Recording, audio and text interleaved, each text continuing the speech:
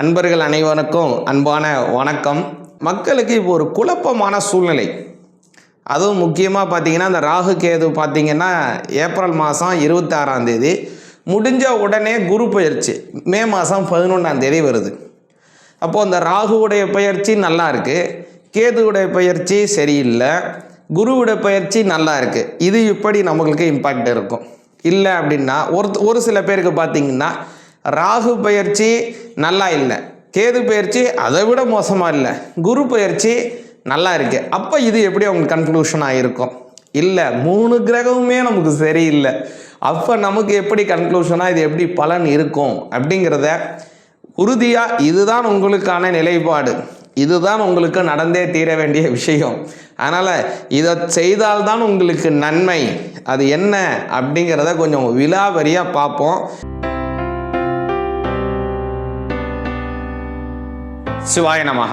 ரிஷபராசி ஆகிய உங்களுக்கு இப்போ இந்த குரு பயிற்சினாலும் ராகு கேது பயிற்சினாலும் எந்த மாதிரியான இம்பேக்ட் இருக்குது, என்ன பலன்கள் இருக்குது, என்ன ஒரு கன்க்ளூஷன் இதில் ஒன்று இருக்குது அதில் இருக்க என்னங்கிறத தெளிவாக கேளுங்க. முதல்ல ரிஷபராசிக்காரங்களுக்கு ஒரு பெரிய ப்ளஸ் இருக்குது, ரொம்ப கொஞ்சம் கவனிக்க வேண்டிய சில மைனஸும் இருக்குது. முதல்ல ப்ளஸ் எல்லாம் சொல்லிடுறேன். முதல்ல ப்ளஸ்ஸு உங்களுக்கு குரு அதில் 2ஆம் இடத்துல போயிட்டார், அது உங்களுக்கு ஒரு பெரிய ப்ளஸ்ஸாக போகுது.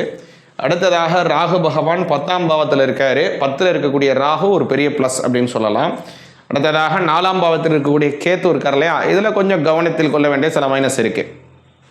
முதல்ல ஜென்மத்தில் குரு இது வரைக்கும் இருந்தது, உங்களுக்கு ஜென்மத்தில் குரு இருந்தார். இப்போ ஜென்ம குரு வனவாசம் அப்படின்னு பேர். அதனால் நம்ம சொல்லுவாங்களே, கைக்கு எட்டது வாய்க்கு எட்டலை, இல்லை வாய்க்கு எட்டது வயிற்றுக்கு பத்தலை அப்படிம்பாங்க. அந்த மாதிரியான சூழ்நிலை தான் ரிஷபராசிக்காரங்களுக்கு போயிருக்கும். கைக்கும் வாய்க்கும் வயிற்றுக்கும் இப்படியே தான் சூழ்நிலை செய்து கொண்டே இருக்கு.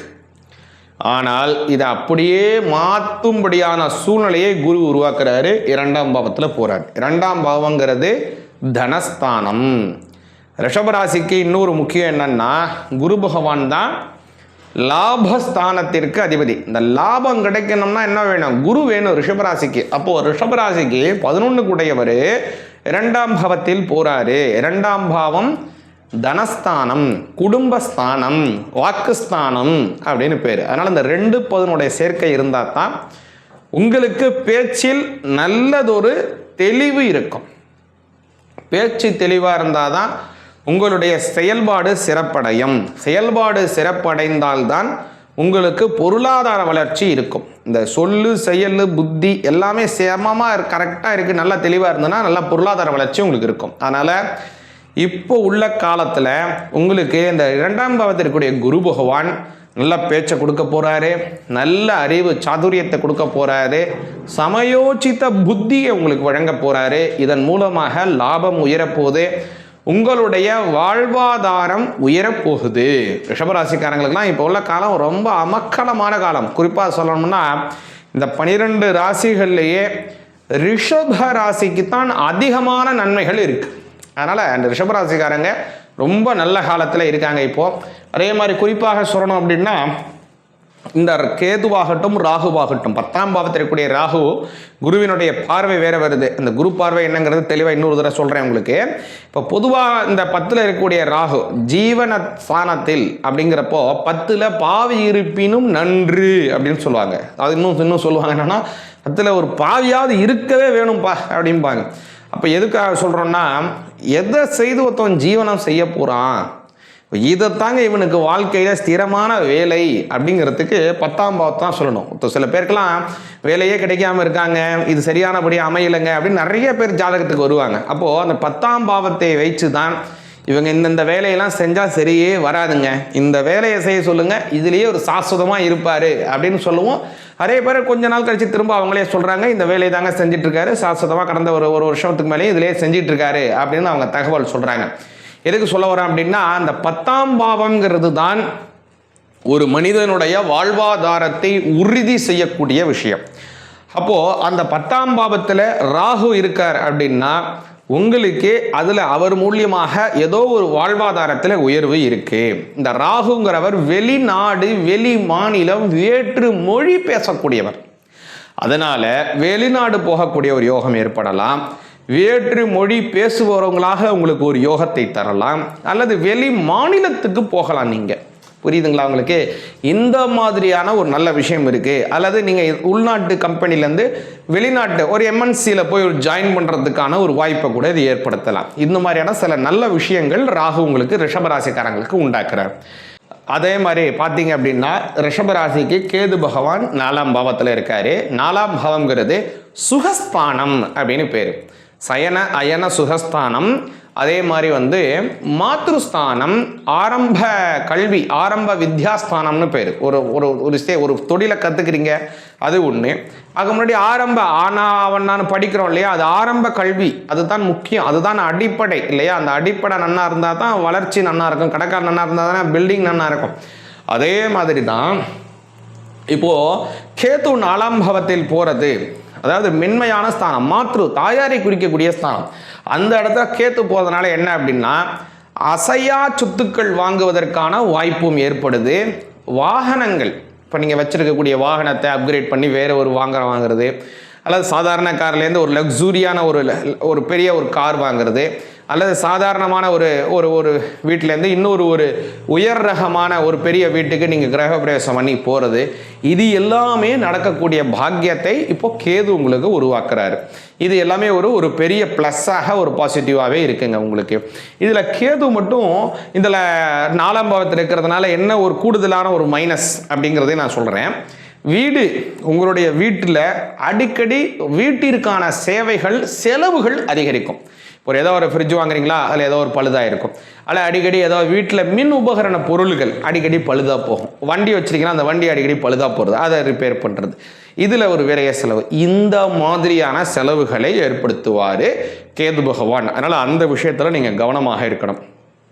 அடுத்ததாக நீங்கள் பார்க்க வேண்டிய முக்கியமான விஷயம் என்ன அப்படின்னு பார்த்தீங்கன்னா உங்களுடைய 2ஆம் பாவத்தில் இருக்கக்கூடிய குரு பகவான், தனஸ்தானத்தில் குரு. இந்த குரு தான் உங்களுக்கு ஒரு பெரிய ப்ளஸ்ஸாக அமைகிறாருங்க. அதனால் ரொம்ப நாளாக உங்களுக்கு தடையாக இருக்கக்கூடிய பல விஷயங்கள், தடைகள், இதை தாண்டவே முடியல, அந்த தள்ள தாண்டவே முடியல, இந்த ஆளை உட்காந்து நம்மளை போட்டு பிரச்சனை பண்ணிட்டே இருக்கான்ப்பா அப்படின்னு நீ நினச்சிங்கன்னா அந்த ஆள் அழகாக ஒரு பெரிய ப்ரொமோஷனெல்லாம் ட்ரான்ஸ்ஃபராக வேறு இடத்துக்கு போயிடுவார்.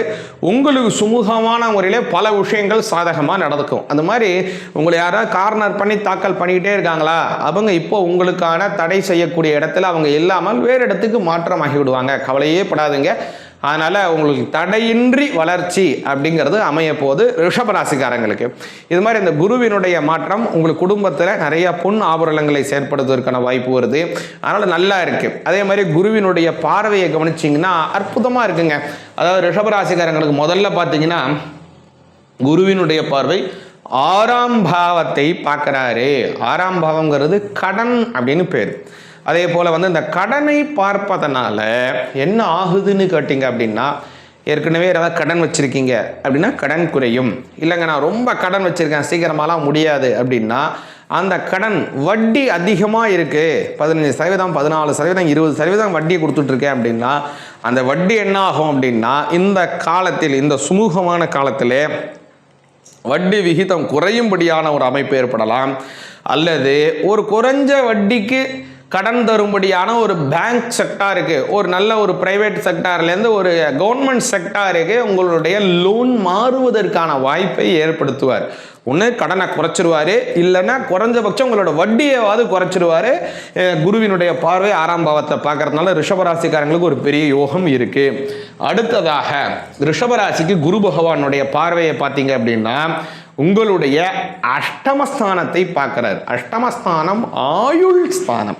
அதனால் மன கஷ்டங்கள் நிவர்த்தியாகும். ரொம்ப நாளாக இருக்கக்கூடிய மன வருத்தங்கள் குறையும்.